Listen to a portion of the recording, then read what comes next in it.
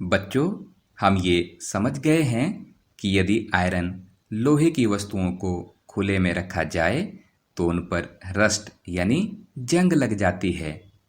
हमें ये भी पता लग गया है कि जंग लोहा नहीं होता। जंग लोहे से अलग पदार्थ है। Rust is not iron. Rust is different from iron. So it is a chemical change, क्योंकि इसमें नया सब्सटेंस, नया पदार्थ बनता है।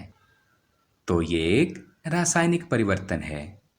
आज हम जानेंगे कि लोहे में जंग कैसे लगता है, हाउ आयरन इज रस्टेड, और इसे रोकने के क्या क्या उपाय हैं, how we can prevent rusting. Children, the process of rusting slowly destroys the iron articles. जंग लोहे की वस्तुओं को धीरे धीरे नष्ट कर देता है। As all of us know uses of iron in our daily life. हम सब लोहे के अपने दैनिक जीवन में उपयोग जानते ही हैं, जैसे मेकिंग ब्रिजेस, पुल बनाने में, इन शिप्स, जहाज बनाने में, in car truck bodies, car और ट्रक की बॉडी बनाने में, and many more. So there is a huge monetary loss due to rusting. इसलिए जंग लगने के कारण बहुत पैसों का नुकसान होता है। जंग लगने की प्रक्रिया को एक समीकरण द्वारा व्यक्त किया जा सकता है। The process of rusting can be represented by an equation. लोहा जमा ऑक्सीजन जमा जल, और बनता है जंग यानी iron oxide. Iron Fe plus oxygen O2 from the air plus water H2O and equivalent to rust iron oxide Fe2O3। जंग लगने के लिए ऑक्सीजन और जल दोनों की उपस्थिति अनिवार्य है। इन्हीं के कारण जंग लगता है। For rusting the presence of both oxygen and water is essential. चित्र में आप देख भी सकते हैं। In fact, if content of moisture in air is high, which means if it is more humid, rusting becomes faster. यदि वायु में आर्द्रता की मात्रा अधिक हो यानी नमी अधिक हो तो जंग जल्दी लगता है। That's why iron articles rusting is so fast near the sea coasts. इसीलिए समुद्र तटों के पास लोहे की वस्तुओं को जल्दी जंग लगता है। आइए जानते हैं हम जंग लगने से रोकथाम कैसे कर सकते हैं। How do we prevent rusting. लोहे की वस्तुओं को ऑक्सीजन अथवा जल अथवा दोनों के संपर्क में आने से बचाकर।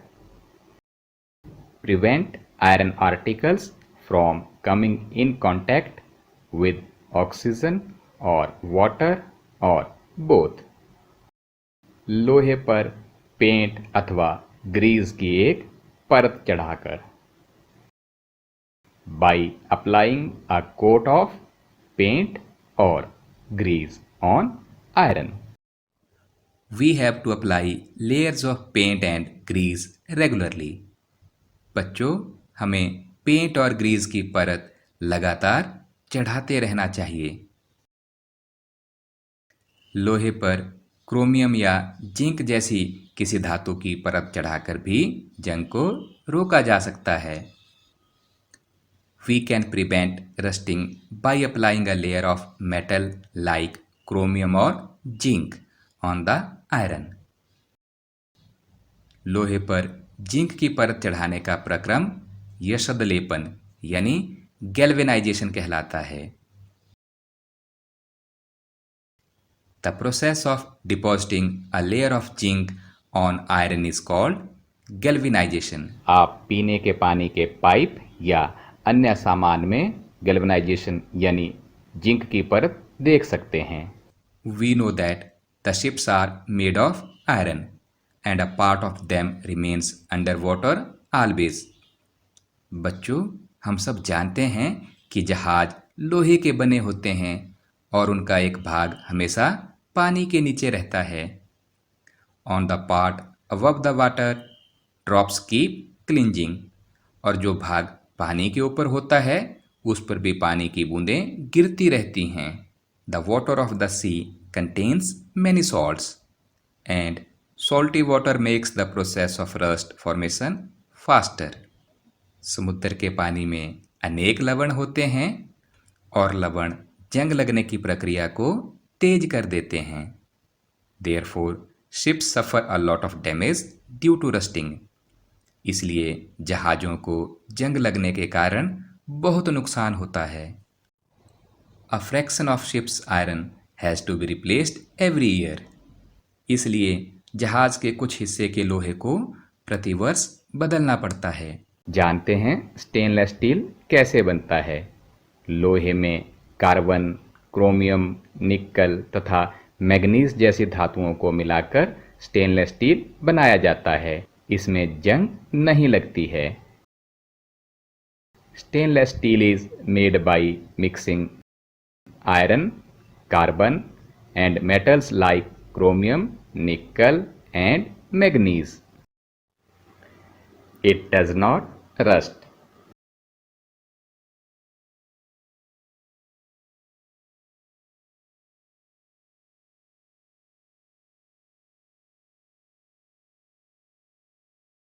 ये है दिल्ली में कुतुब मीनार के पास लौह स्तंभ, जो 7 मीटर से अधिक ऊंचा है। इसका भार 6000 किलोग्राम से अधिक है। इसे 1600 वर्ष से भी पहले बनवाया गया था। इतने वर्षों में भी इसे जंग नहीं लगी। इसके जंग प्रतिरोधक गुण के कारण सारे विश्व में इसकी पहचान है। तो बच्चों, आज हमने जाना कि जंग कितना खतरनाक होता है, ये कैसे लगता है और कितना नुकसान करता है, इसे कैसे रोका जा सकता है। कल हम क्रिस्टल बनाना सीखेंगे, जो कि बहुत ही एक्साइटिंग है।